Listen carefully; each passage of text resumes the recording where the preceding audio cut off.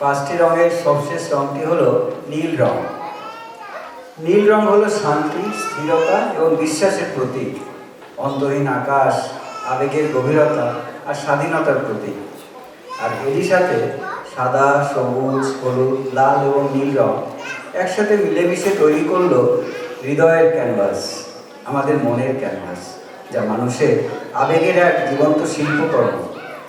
প্রতিটি নৃত্য পরিবেশনা এখানে একটি নতুন তুলির টান, একটি নতুন শেড তৈরি করেছে, যা জীবনের চির পরিবর্তনশীল সৌন্দর্যকে প্রতিফলিত করে।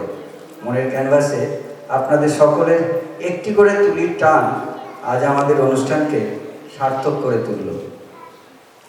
And just like that, we are at the final stroke of Moner Canvas.